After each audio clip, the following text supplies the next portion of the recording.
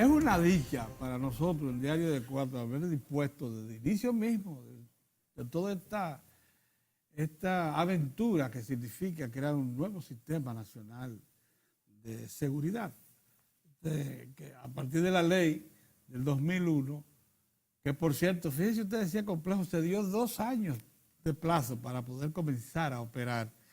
Fue a partir del 2003 que se inicia el Sistema Nacional de Seguridad Social.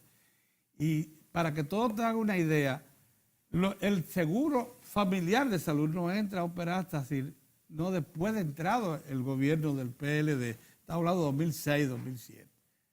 La cosa no ha sido fácil. Ahora bien, desde que hicimos contacto con el doctor Rodríguez Monegro, él nos explicó que lo que propugna la ley, que es un sistema nacional hospitalario con servicios de apoyo, parte de toda una intrincada red, sistema de asistencia primaria, sistema de laboratorio que le den soporte a eso, etcétera.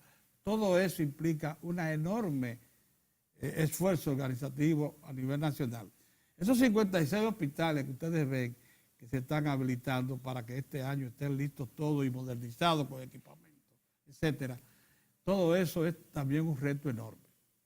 Doctor, ahora viene el asunto práctico. ¿Es posible, por las indicaciones que usted ya tiene acumuladas, resultados que ya se ven sobre la mesa, que este Sistema Nacional de Salud, en base a una red hospitalaria que alcance y garantice el sistema de atención de salud a toda la población, se sustente con una combinación de recursos del Estado y de la Seguridad Social? ¿Y en qué proporción sería eso?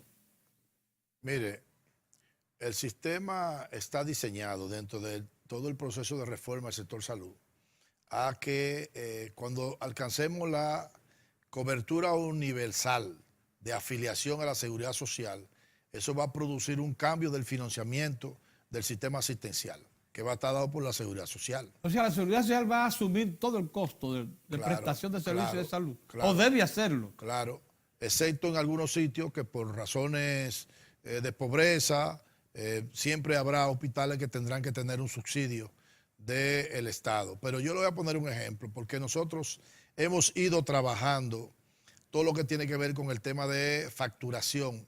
Primero, la habilitación de los hospitales, es decir, el hospital debe estar habilitado por el Ministerio de Salud Pública. Eso implica que ese hospital debe contar con los estándares básicos, esenciales para dar una atención de calidad. Entonces, que compita con la mejor del sector privado. Todo el tema de la habilitación y de la dilación en muchos casos del proceso de remodelación es porque están conectados con, primero, la seguridad hospitalaria. ¿Qué es seguridad hospitalaria? Óigame, bueno, usted está presentando un tema de posibilidad de un tsunami o de un terremoto. Entonces resulta que si usted tiene las infraestructuras de salud con fallas y se caen en un terremoto, entonces ahí sí se embromó la situación. Sí. Es decir, donde la gente tiene que ir a buscar asistencia, resulta que colapsó, tal y como ocurrió en México, sí, donde una buena parte de los hospitales colapsaron. Entonces, el trabajo de modificación de esa infraestructura que tengan especificaciones desde el punto de vista de resistencia a sismo es lo que hizo también que se dilatara el tema de las remodelaciones, por un lado. Luego, se había diseñado unas infraestructuras que desde el punto de vista funcional no estaban adecuados a hospitales que facilitaran los procesos asistenciales. Entonces ahí entra el tema de habilitación. Pues hubo mucho que modificarle también la arquitectura de esos hospitales de modo que pudieran contar con eso. Eso también tuvo que ver con el tema de la dilación.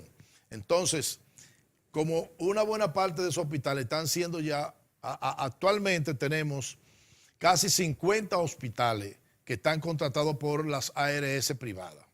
Yo quiero decirle a ustedes que los hospitales hoy en día, los hospitales de la red pública, estoy hablando de hospitales tradicionales, de los hospitales del seguro, del antiguo seguro social y de los hospitales autogestionarios, facturan 500 millones de pesos mensuales.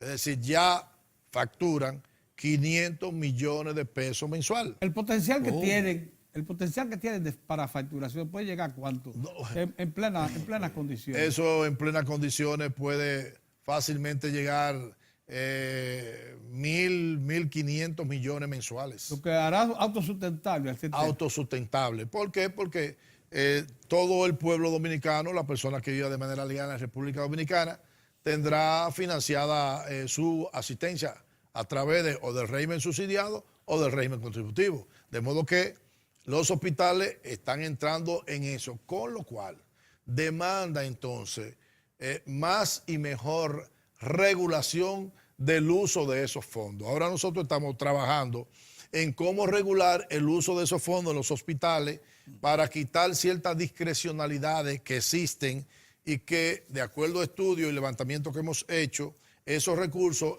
se van entre un 40 hasta un 90% en el pago de nómina.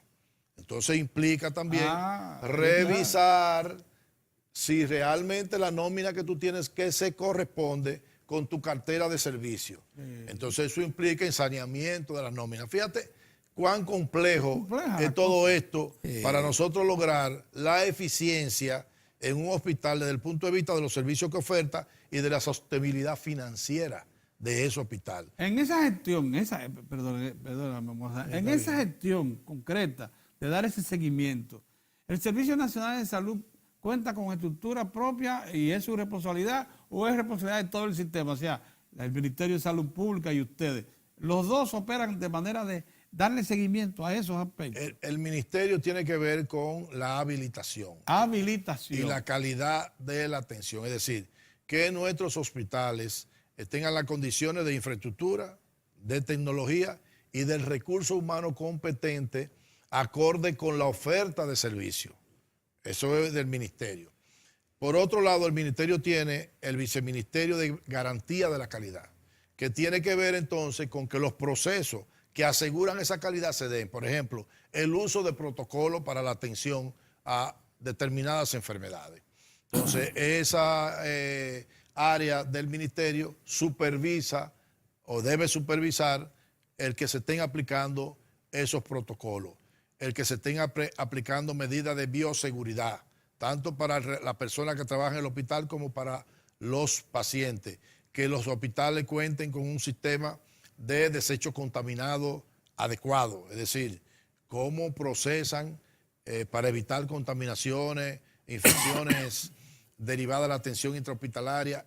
Eso también lo supervisa el ministerio. Ahora, con respecto al tema de la eficiencia del hospital, eso pertenece al Servicio Nacional de Salud. En ese sentido yo quisiera, porque no hay ningún tipo de duda que cuando entren todos estos hospitales que están en proceso de modernización, porque son hospitales modernos, ciertamente vamos a tener una garantía de que en términos de infraestructura hospitalaria no tendremos mayores dificultades, pero sin embargo eso debe venir acompañado de otro elemento, como es la queja de siempre, que en los hospitales no hay medicina, que en los hospitales faltan instrumentales, que en los hospitales...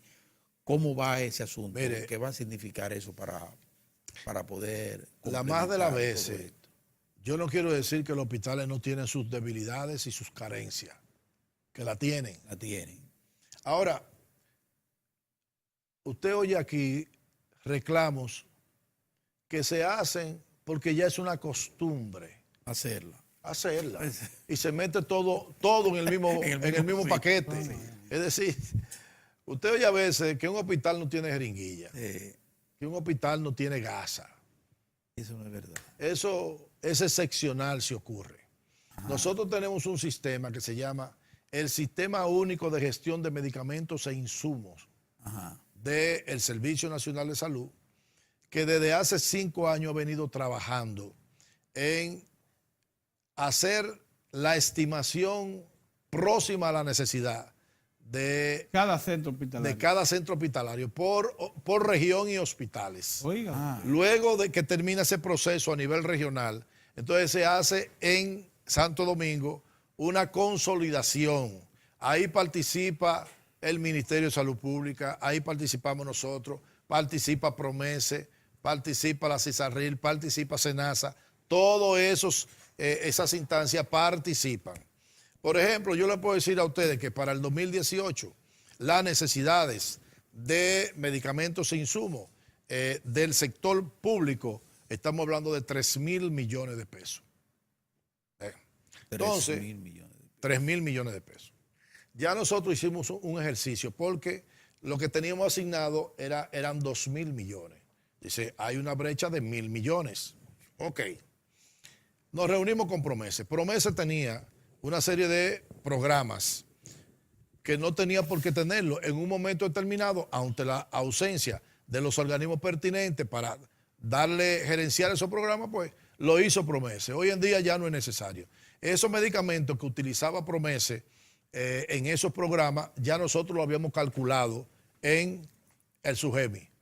De modo que 78 millones de pesos que tenía Promese para esos programas pasan a nosotros. Entonces ya son 78 menos. Sí. ¿Qué resulta? SENASA tenía asignado para el primer nivel de atención 28 millones de pesos mensuales para el primer nivel de atención. Sí. Resulta que cuando revisamos, Promese le facturaba a SENASA alrededor de unos 14 millones. Es decir, que hay 14 millones mensuales que se estaban quedando ahí. Entonces, 14 millones Pasa. por 12, Sí. entonces estamos hablando ahí de casi 200 millones de pesos que pasan a nosotros. Ya nada más faltan 700. Entonces, revisamos que los hospitales del Seguro Social recibían 278 millones de pesos para medicamentos. Ya nosotros lo habíamos calculado. Esos 278 millones vienen para acá. Fíjate cómo, Sí. con una especie de revisión, de Gerencia, análisis, sí. de reingeniería, tú te aproximas a lo que tú verdaderamente necesitas. Pero aparte de eso, los hospitales compran medicamentos e insumos directamente. Bueno, ahora nosotros vamos a entrar en la regulación de esas compras, porque en los estudios que se han hecho versus los precios de Promese y los hospitales, algunos medicamentos se compran hasta 700 veces más caro en un hospital directamente. ¿Qué Bien, Promese? Que en ¿Qué Promese. Promese? Entonces, Es una locura. Entonces, con ese tipo de regulación, que nosotros estamos trabajando ahora lo que se llama una licitación de precios y de proveedores. Es decir, nosotros le vamos a decir a los hospitales, bueno, estos renglones que no lo tiene Promese y que usted tiene que comprarlo, usted se lo va a comprar a estos proveedores y a estos precios. De modo que ahí no habrá ningún tipo de rejuego, con lo cual también hay una economía. Y por último, se está trabajando desde el ministerio junto con nosotros lo que es el tema del uso racional de medicamentos. Es decir, con la aplicación de protocolos, óigame, nosotros tenemos una diversidad de especialistas que vienen de escuelas del mundo. Del mundo, sí. Y cada quien quiere aplicar su librito. Al aplicar su librito implica la utilización en muchas ocasiones de medicamentos que no se ha demostrado científicamente que son útiles para esa enfermedad. Con el protocolo tendrán que adherirse a ese protocolo y Se habrá nos acabó otra el economía. tiempo, pero hay una preguntita que parecería necesaria para crear el marco adecuado. De los hospitales autogestionarios, ¿cuáles se puede decir que no demandan ya asistencia directa? Oficial. Bueno, en términos generales yo le voy a decir que el hospital Ney Arias Lora, el hospital, Ese se puede sustentar por sí el mismo. hospital Hugo Mendoza, Se puede sustentar por bueno, sí ellos mismo. tienen una subvención. Ellos tienen una subvención del Estado. Pero ellos van camino, por ejemplo. Pero hasta la Plaza de la Salud la tiene. Claro. Por ejemplo, todos los hospitales autogestionarios tienen una subvención. Y además añaden la venta de servicios, Sí. la facturación. Exactamente. Los que mejor marchan, el Ney Arias Lora, que viene de tener una deuda de alrededor de 300 millones de pesos, actualmente se ha reducido en más de 100 millones en apenas un año. Sí, así es. Luego tenemos ahí al lado el Hospital Reinaldo Almanzar, una maternidad. También tiene un manejo aceptable. El Hospital Hugo Mendoza, otro hospital de esos autogestionarios. El Hospital Secanó, son hospitales que tienen muy baja deuda y que se manejan aún con el subsidio. Pero eso entiendo yo que va a ir increciendo la facturación de eso. Ahora, todo esto va a depender del desarrollo del primer nivel de atención. Fíjense qué es lo que está ocurriendo. que como no tenemos un primer nivel de atención con capacidad resolutiva todavía, la gente se va al hospital y la atención al hospital es mucho más cara y distrae al especialista a atender cosas comunes y banales. Entonces, si nosotros queremos eficiencia dentro del sector salud, hay que comenzar por ahí. Hay que comenzar Mire, por doctor, ahí. muchas gracias. Se nos agotó el tiempo. Pero es evidente que muchas interrogantes quedan en el camino de estas intervenciones. O sea, usted tiene que venir con la misma frecuencia de antes, de manera de mantenernos Es que actualizados. ustedes no me invitan. Sí, te invitamos. Bueno, muchas gracias de todas Gracias a maneras. Y a ustedes ustedes también por su atención. Será hasta otra oportunidad.